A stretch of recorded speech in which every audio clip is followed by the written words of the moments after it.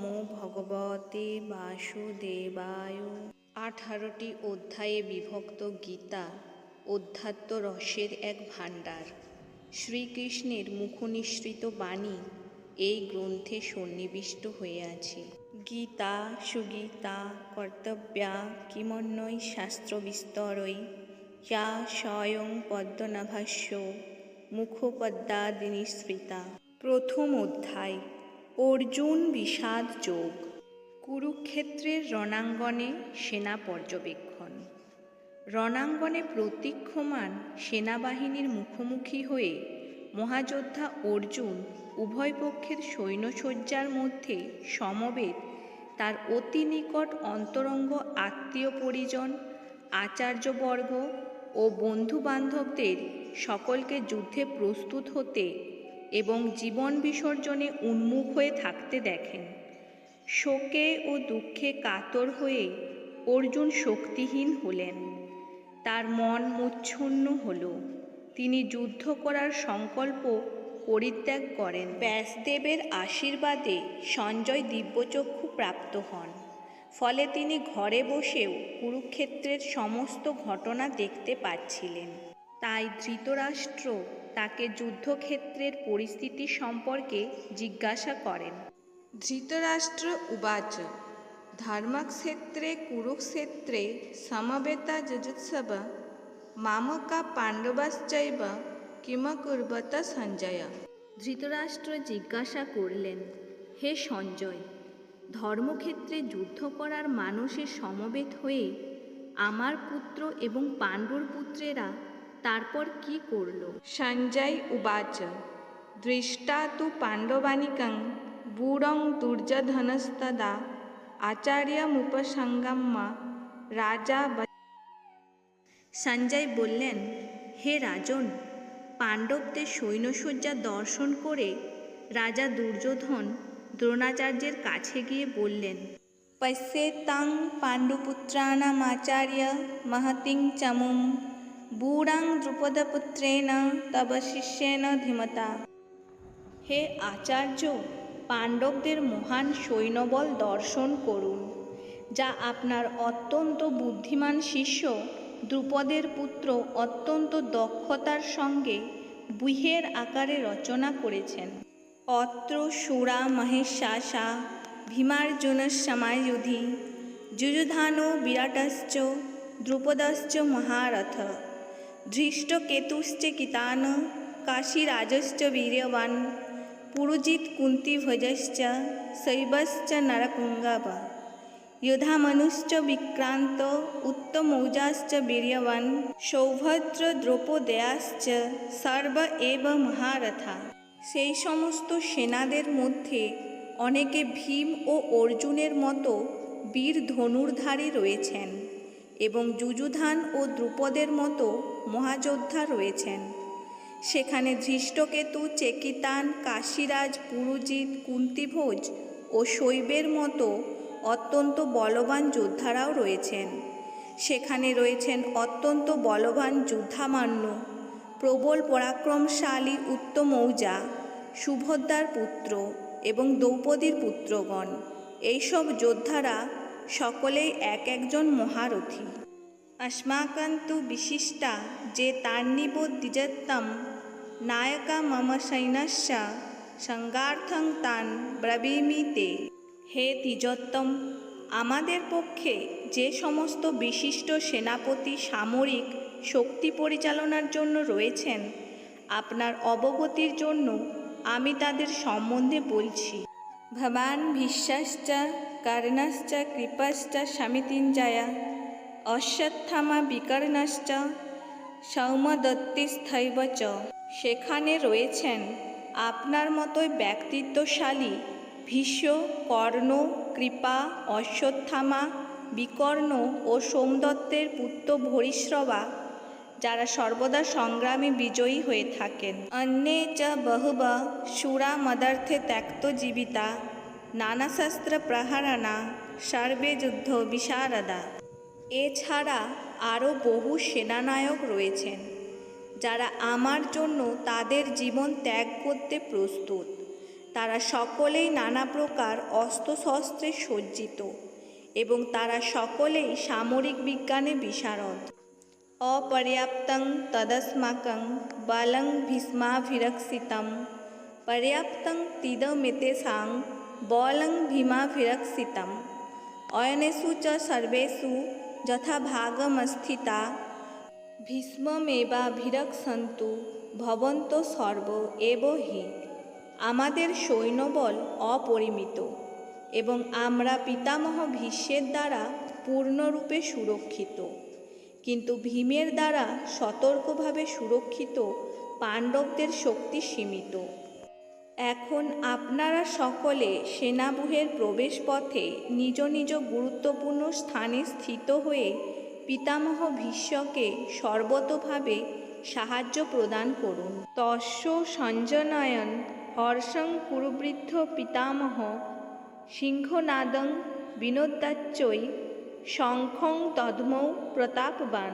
তখন কুরুবংশের বৃদ্ধ পিতামহ ভীষ্ম দুর্যোধনের হর্ষ উৎপাদনের জন্য সিংহের গর্জনের মতো অতি উচ্চনাদে তার শঙ্খ বাজালেন।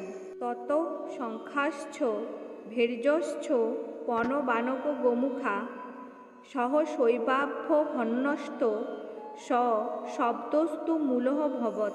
তারপর শঙ্খ, ভেরি, পনব, আনব, ঢাক ও গোমুখ সিংহাসমূহ হঠাৎ একত্রে ধ্বনিত হয়ে এক তুমুল শব্দের সৃষ্টি হল। তত সেতর হয়ুক্তে মহতি সন্দনে স্থিত মাধব পাণ্ডবশ্চৈব দিব্য শঙ্খ প্রদ্যমতু। অন্যদিকে শ্বেত অশ্বযুক্ত এক দিব্য রথে স্থিত শ্রীকৃষ্ণ ও অর্জুন উভয়ে তাদের দিব্য শঙ্খ বাজালেন। পাঞ্চজন্যং হৃষীকেশ দেবদত্তং ধনঞ্জয় পৌণ্ড্রং দধ্মৌ মহাশঙ্খং ভীমকর্মা বৃকোদরঃ। তখন শ্রীকৃষ্ণ পাঞ্চজন্য নামক তার শঙ্খ বাজালেন, অর্জুন বাজালেন তার দেবদত্ত নামক শঙ্খ এবং বিপুল ভোজনপ্রিয় ও ভীমকর্মা ভীমসেন বাজালেন পৌণ্ড্র নামক তার ভয়ঙ্কর শঙ্খ। অনন্ত বিজয়ং রাজা কুন্তিপুত্র যুধিষ্ঠির নকুল সহদেবশ্চ শুভস মণিপুষ্পকৌ। কুন্তিপুত্র মহারাজ যুধিষ্ঠির অনন্ত বিজয় নামক শঙ্খ বাজালেন এবং নকুল ও সহদেব বাজালেন সুঘোষ ও মণিপুষ্পক নামক শঙ্খ। কাশ্যশ্চ পরমেশ্বাস শিখণ্ডী চ মহারথ ধৃষ্টদ্যুম্ন বিরাটশ্চ সাত্যকীশ্চাপরাজিত দ্রুপদো দ্রৌপদেয়াশ্চ সর্বশ পৃথিবীপতে সৌভদ্রশ্চ মহাবাহু শঙ্খান দধ্মু পৃথক পৃথক। হে মহারাজ, তখন মহান ধনুর্ধর কাশীরাজ, প্রবল যোদ্ধা শিখণ্ডী, ধৃষ্টদ্যুম্ন, বিরাট, অপরাজিত সাত্যকী, দ্রুপদ, দ্রৌপদীর পুত্রগণ, সুভদ্রার মহাবলবান পুত্র এবং অন্য সকলে তাদের নিজ নিজ পৃথক শঙ্খ বাজালেন। স ঘোষ ধার্তরাষ্ট্রাণাং হৃদয়ানি বদারয়ৎ নভশ্চ পৃথিবীং চৈব তুমুলহব্য নুনাদয়ন। শঙ্খনিনাদের সেই প্রচণ্ড শব্দ আকাশ ও পৃথিবী প্রতিধ্বনিত করে ধৃতরাষ্ট্রের পুত্রদের হৃদয় বিতাড়িত করতে লাগল। অথ ব্যবস্থিতান দৃষ্টা ধার্তরাষ্ট্রান কপিধ্বজ প্রবৃত্রে শস্ত্রসম্পাতে ধনুরুদ্যম্য পাণ্ডব হৃষিকেশং তদা বাক্যমিদমাহ মহীপতে। সেই সময় পাণ্ডুপুত্র অর্জুন হনুমান চিহ্নিত পতাকা শোভিত রথে অধিষ্ঠিত হয়ে তার ধনুক তুলে নিয়ে স্বর নিক্ষেপ করতে প্রস্তুত হলেন।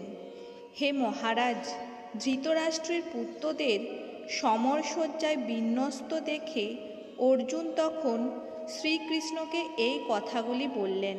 সেনায়রূপ ভয়ার মধ্যে রাথং স্থাপয়াম্যচ্যুত यावद्देतान्निरीक्षेऽहं जधुकामानवस्थितान् কৈর্ময়া সহ যদ্ধব্যমস্মিন রণসমুদ্যমে।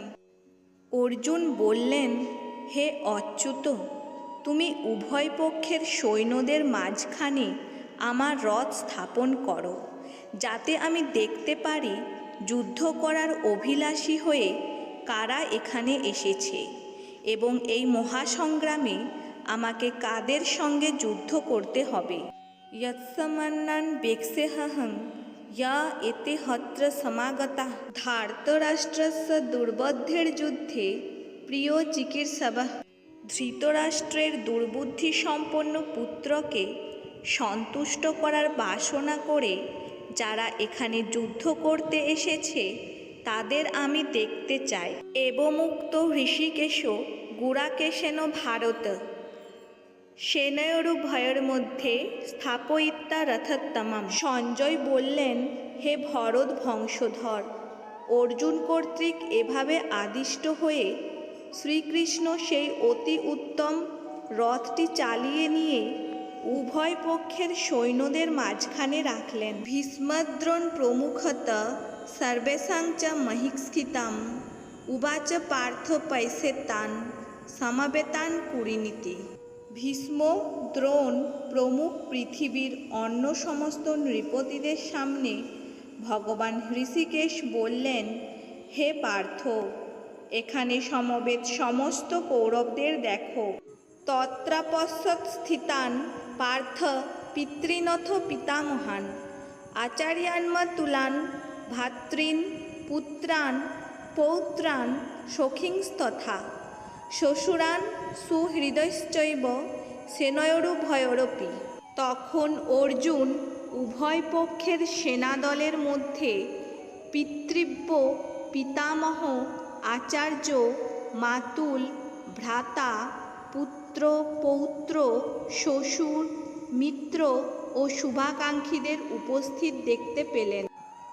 তান সমীক্ষ্য স কৌন্তেয় সর্বান বন্ধূনবস্থিতান কৃপয়া পরায়াবিষ্ট বিসিদন্নিদম ব্রবীত।